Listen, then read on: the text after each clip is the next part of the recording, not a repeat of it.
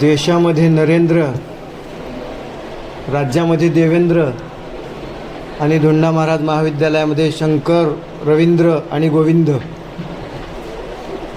असं उक्ती म्हणायला काही हरकत नाही. मराठी विभागाच्या वतीनं आयोजित या कार्यक्रमामध्ये, अण्णाभाऊ साठे जयंतीनिमित्त आयोजित या कार्यक्रमामध्ये व्यासपीठावर उपस्थित आजचे प्रमुख वक्ते doctor Ramdinewar sir, Bembre sir, Shankar Patil sir आणि संचलन करणारे गंगाधर देशमुख सर, उपस्थित सर्व विद्यार्थी बंधूंनो, भगिनींनो, प्राध्यापक वृंद बंधूंनो, कालच आपण मुन्शी प्रेमचंद जयंती याच हॉलमध्ये साजरी केली. आज आपण 1 ऑगस्ट अण्णाभाऊ साठे जयंतीच्या निमित्त या कार्यक्रमाचं आयोजन केलेलं आहे. वेगवेगळ्या महापुरुषांच्या जयंतीनिमित्त आम्ही त्यांच्या विचारांना, त्यांच्या स्मृतींना उजाळा देण्याचं काम करत असतो. त्याच्या पाठीमागची मुख्य भूमिका असते अशी आहे, कालच सांगितलं की तो विचार, ते तत्त्व, त्याने अंगीकारलेली जीवन प्रणाली काही अंशी तरी ती आमच्यामध्ये आत्मसात झाली पाहिजे. देशाला एखाद्या आदर्शाचं दारिद्र्य असणं फार घातक असतं. एखाद्या वेळेस आर्थिक दारिद्र्य परवडतं, सामाजिक दारिद्र्यही परवडतं, कोणतंही दारिद्र्य परवडू शकतं, परंतु आदर्शाचं दारिद्र्य असणं फार महागात पडणारं असतं. आपल्या देशामध्ये आदर्श व्यक्ती बऱ्याच आहेत, थोर महापुरुष अनेक आहेत, परंतु त्या आदर्श आणि थोर महापुरुषांच्या विचारांचं विस्मरण म्हणजेच त्या आदर्श तत्वाचं जर आम्हाला विस्मरण होत असेल तर ती अतिशय विघातक बाब आहे. आणि म्हणून या थोर महापुरुषांच्या विचारांची वारंवार उजळणी, वारंवार त्यांची हॅमरिंग त्या विचारांची आमच्यावर झाली पाहिजे, जेणेकरून तो विचार आम्हाला आत्मसात करता येईल, आकलनात आणता येईल, कृतीत उतरवता येईल.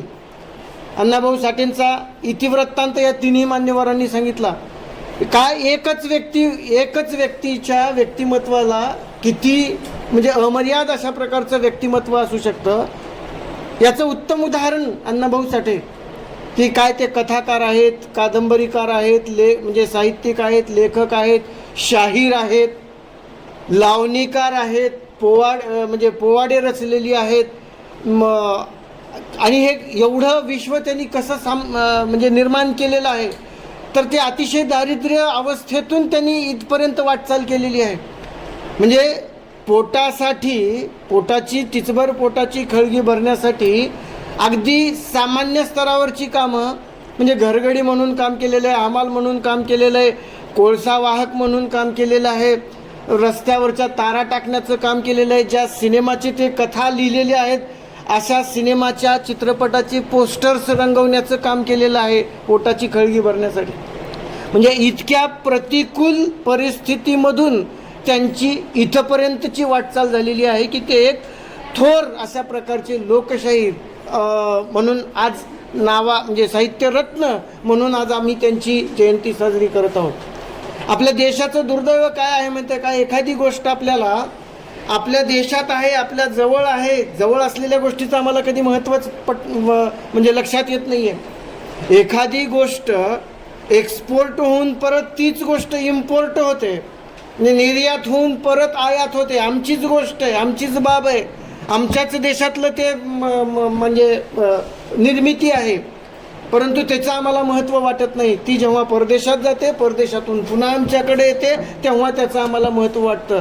देशाच्या पंतप्रधानाला अण्णाभाऊ साठे हे माहिती नाही. जोपर्यंत एखादा रशियन प्रतिनिधी येऊन इथं त्या अण्णाभाऊ साठेंची चौकशी करतो, त्यांच्याविषयी माहिती जाणून घेण्याचा प्रयत्न करतो, तोपर्यंत त्यांनाही माहिती नाही. म्हणजे इतकं विश्वरत्न, इतकं साहित्यरत्न, इतकं ज्ञानाचा प्रचंड साठा असलेलं हे व्यक्तिमत्व, प्रचंड अशा प्रकारचं ज्ञान लालसा असलेलं व्यक्तिमत्व, आणि ते आम्हाला माहिती नाही. तर अशा प्रकारची दुरावस्था आमच्या देशाची आहे. अनेक गोष्टीच्या बाबतीत आम्हाला हेच होतं, निर्यात केल्यानंतर तीच गोष्ट आयात झाल्यानंतर आम्हाला त्याचं महत्त्व पडतं. तसं जणू काही अण्णाभाऊ साठेंच्या बाबतीत झालं की काय असं वाटायला लागतं. एक अशा प्रकारचं व्यक्तिमत्व आपल्याला आपल्या देशात लाभलेलं आहे. दुसरा उल्लेख केलेला आहे लोकमान्य टिळक जयंती, पुण्यतिथी. म्हणजे टिळकांची जयंती आम्ही 23 जुलैलाच साजरी केली. ज्यांना व्हॅलेंटाईन चिरोलसारखा एक ब्रिटिश व्यक्ती भारतीय असंतोषाचे जनक म्हणून संबोधतो. म्हणजे एवढा दरारा, एवढा दहशत त्या नावाची होती, लोकमान्य टिळक या नावाची. आणि योगायोग असा आहे की 1 ऑगस्ट 1920 तारीख एकच, एक अस्त उदयाला गेला. मला वाटतं कुणीतरी उल्लेख केला रामदिनवासाने, एका सूर्याचा अस्त झाला आणि दुसरा सूर्य उदयास आला. कदाचित लोकमान्य टिळकांची विचार प्रणाली जर आम्ही लक्षात घेतली तर त्यांनी आपल्या स्वातंत्र्य लढ्यामध्ये राजकीय सुधारणांना अग्रक्रम दिलेला होता.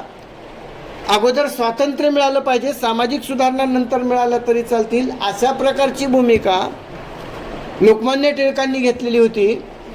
1920 नंतर अवघ्या 1947 मध्ये म्हणजे 27 वर्षातच आमच्या देशाला स्वातंत्र्य मिळालं. परंतु अद्यापही समाजामध्ये अनेक अशा प्रकारच्या समाज हा विषमतेनं पोखरलेला आहे. सामाजिक विषमतेनं, आर्थिक विषमतेनं मोठ्या प्रमाणात पोखरलेला समाज आहे. कदाचित नियतीलाही राजकीय सुधारणेपेक्षा सामाजिक सुधारणा अधिक अग्रक्रमाने, सामाजिक सुधारणांना अग्रक्रम द्यावा असं वाटलं असेल, म्हणून त्याच दिवशी अण्णाभाऊ साठे यांचा कदाचित जन्म झाला असेल. हा कदाचित नियतीचा संकेत असेल. आणि या अनुषंगानं आणखीन एक इथं बाब आपल्याला प्रकर्षानं सांगावीशी वाटते की आमच्या देशामध्ये 19व्या शतकापासून सुधारणेचं वारं वाहिलेलं आहे. समाजात असलेले दोष, धर्मव्यवस्थेमध्ये असलेले दोष, समाज व्यवस्थेमध्ये आणि धर्मव्यवस्थेमध्ये असलेल्या दोषाचं निराकरण करण्याचा प्रयत्न करणारी, तुमचं आमचं प्रबोधन करणारी, वैचारिक जागृती करणारी एक चळवळ 19व्या शतकात, सुधारणावादी चळवळ, प्रबोधन चळवळ मोठ्या प्रमाणात सुरू झाली. आणि जातीयता, अस्पृश्यता किंवा धर्मव्यवस्थेनं निर्माण केलेली ही जी बंदिस्त चाकोरीबद्ध समाजव्यवस्था आहे, त्यातून समाजाला बाहेर काढून एक समताधिष्ठित समाज निर्माण करण्याचा प्रयत्न करणारी सुधारणावादी चळवळ निर्माण झाली. त्या काळात अज्ञानातून जोपासलेली जातीय व्यवस्था होती. म्हणजे जाती व्यवस्थेचं एक वैशिष्ट्य राहिलेलं आहे दीर्घकाळ, की ती टिकून का राहिली? कारण त्याच्या बाबतीत अज्ञान होतं. अज्ञान का राहिलं? कारण आम्ही त्याचं ज्ञान मिळवण्याचा प्रयत्नच केला नाही. जे परंपरेनं सांगितलेलं आहे ब्राह्मण, क्षत्रिय, वैश्य, शूद्र, ते आम्ही जे बिंबवलेलं आहे हजारो वर्षापासून, तेच आमच्या डोक्यात फिट बसलेलं आहे. म्हणजे अन्याय करणाऱ्याला माहीत नाही की आपल्याकडून अन्याय होतोय, अन्याय सहन करणाऱ्याला कळत नाही की आपल्यावर अन्याय होतोय. आणि या व्यवस्थेतून बाहेर काढण्याचा प्रयत्न केला. म्हणजे ती अज्ञानातून जोपासलेली जाती व्यवस्था होती. आज दुर्दैवानं हे कटुसत्य आम्हाला मान्य करावे लागेल की आज सज्ञानातून वेगळ्या पद्धतीनं जाती व्यवस्था भक्कम करण्याचा समाजाच्या बाहेर प्रयत्न केला जात आहे. आत्ता कुठंतरी लोकप्रतिनिधीचं मला वाटतं शंकर पाटील सरांनी उल्लेख केला. 18वी लोकसभेमध्ये, त्या 18व्या आत्ताच्या लोकसभेमध्ये जवळपास 46% खासदारांवर वेगवेगळ्या देशद्रोहाचे गुन्हे दाखल झालेले आहेत. 46% खासदार. म्हणजे आम्ही कोणाला निवडून देतोय, कशा पद्धतीनं निवडून देतोय, कशा पद्धतीचे लोक आमच्या देशावर राज्यकारभार करतायत, किती म्हणजे अजून ते कशा पद्धतीनं जातीय व्यवस्था भक्कम करत आहेत. वेगवेगळ्या पद्धतीनं वेगवेगळ्या जातीय संघटना निर्माण झालेल्या आहेत आज. एवढंच नाही तर जातीय संघटना आपापल्या जातीतील, सर्वात घातक काय लक्षात घ्या, आपापल्या जातीतील म्हणजे मेरिट आलेल्या विद्यार्थ्यांचा सत्कार समारंभ अरेंज करत आहेत. किती म्हणजे दुरावस्था हे लक्षात घ्या.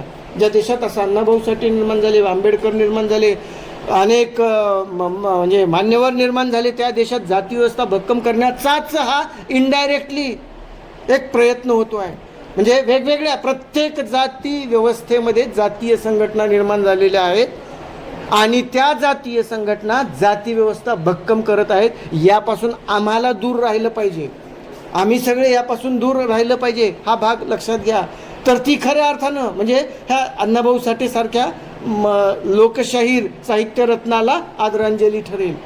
हुशार आणि बुद्धिमान व्यक्ती हा त्या जातीचा नसतो, त्या देशाची फार मोठी म्हणजे बौद्धिक संपदा असतो एखादा हुशार विद्यार्थी. म्हणजे त्या हुशार विद्यार्थ्यांनाच आम्ही जाती व्यवस्थेच्या चाकोरीत असं अडकवून ठेवत आहोत. ही व्यवस्था आज निर्माण झालेली आहे.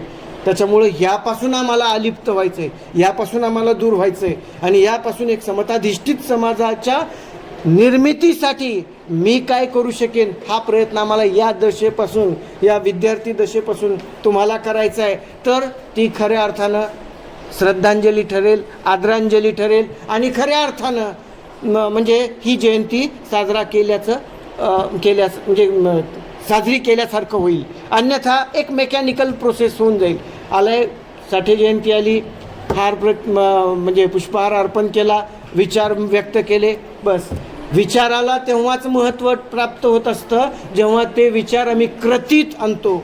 अन्यथा कोणताही विचार, कोणतंही तत्त्व हे वांज ठरत असतं, वांज. तर ते विचार वांज ठरू न देता ते विचार कृतीत आणण्याचा आम्ही प्रयत्न करावा. मेकॅनिकल प्रोसेस न होता तो विचार आम्ही अंमलात आणण्याचा प्रयत्न करावा, एवढंच आवाहन तुम्हाला करतो. आणि सरांनी सांगितल्याप्रमाणे की पुढच्या 1 ऑगस्टपर्यंत वाचन करा, त्याच्यातलं काहीतरी वाचन करा, चिंतन करा, मनन करा, लिहित चला. एकदा लिहिणं, वाचन करणं म्हणजे तो विचार आपल्या मेंदूमध्ये थोडासा पक्का होत जातो. नाहीतर फक्त ह्या कानाने ऐकले आणि ह्या कानाने सोडून दिले असं होता कामा नये. एवढंच मी तुम्हाला आवाहन करतो आणि मी माझी रजा घेतो. धन्यवाद.